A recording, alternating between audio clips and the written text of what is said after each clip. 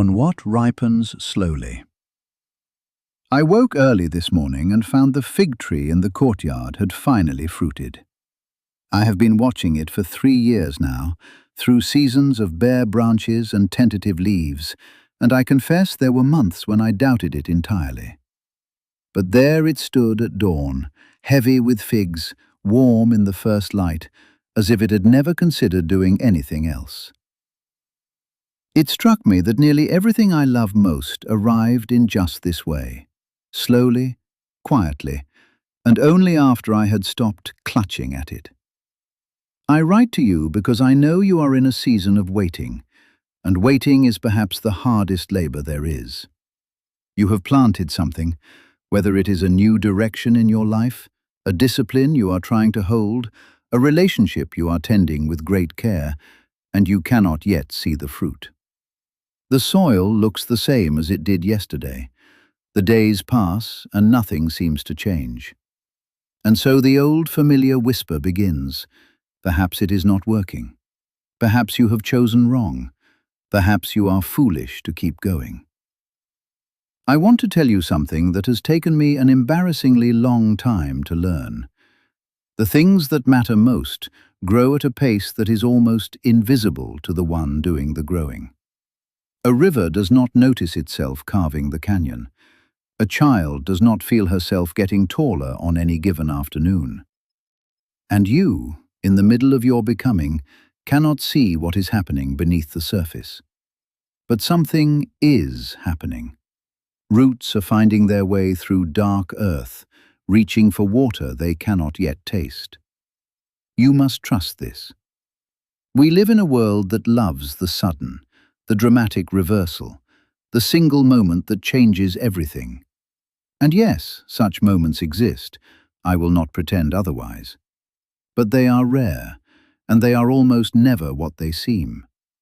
That so-called sudden triumph is usually the final visible inch of a very long, invisible journey. The bread that comes golden from the oven spent hours rising in silence. The musician whose fingers seem to move with effortless grace has played the same passage 10,000 times in a quiet room.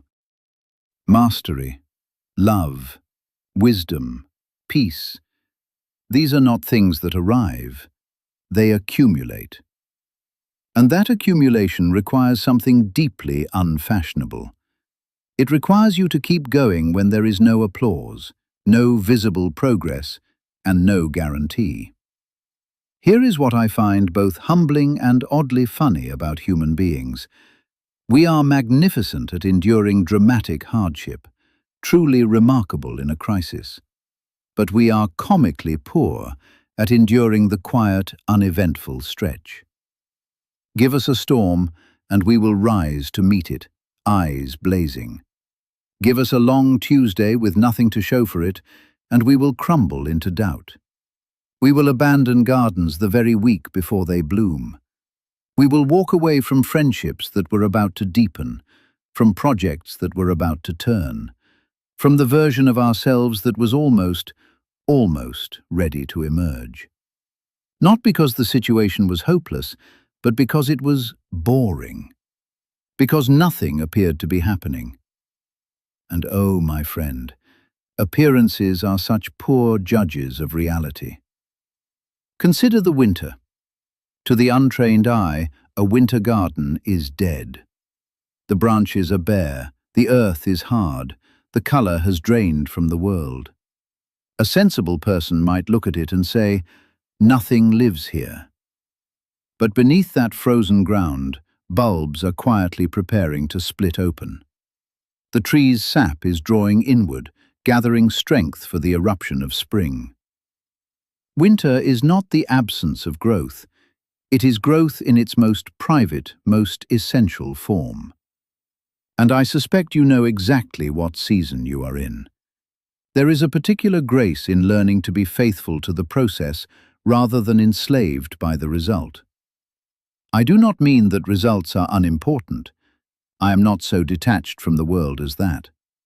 I mean that if you anchor all your peace to the outcome, you will spend most of your life anxious, because outcomes live in the future, and you do not. You live here, in the daily repetition, in the quiet act of showing up, in the uncelebrated hour when you do the work simply because you said you would. And there is a deep, surprising joy available in that place if you will let yourself feel it. The joy of being someone who keeps their word to themselves. The joy of becoming trustworthy in your own eyes. That is not a small thing. That may, in fact, be the whole thing. I want to add something I think is important, and something I wish someone had told me sooner.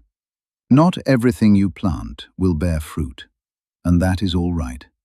Some seeds are not meant for the soil you have. Some seasons are genuinely barren.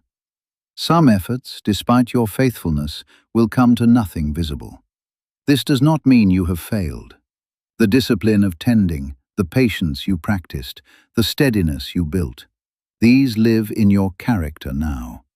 They have changed the shape of you in ways that will serve every future planting. Nothing given in earnest is truly wasted. It is simply composted into something you cannot yet name. So I will not tell you to be patient, because you already know that. And besides, patience is not something you decide. It is something that grows in you, like everything else, slowly and through practice. Instead, I will tell you this. Pay attention to today. Not to what today might lead to, not to what today means in the larger arc of your ambitions. Just today. Notice the quality of the light when you step outside this morning. Feel the strange pleasure of a warm cup held between your palms. Mark the small satisfactions, the letter written, the promise kept, the meal prepared with care. These are not distractions from your real life. They are your real life. The fruit is coming, yes, but the tree does not suffer while it waits. It simply stands in the sun and does what trees do. The fig tree that fruited this morning taught me something I keep forgetting and keep needing to learn again. That the world is extraordinarily generous to those who are willing to work without proof. You are doing something brave right now, even if it does not feel brave. You are staying with something that has not yet rewarded you. You are trusting a process you cannot see. You are choosing faith over impatience, steadiness over spectacle. That is not foolishness. That is the deepest kind of wisdom. And one morning, perhaps quite soon, you will walk outside and find that something beautiful has quietly arrived while you were busy simply living your life. I believe this. I believe it for you.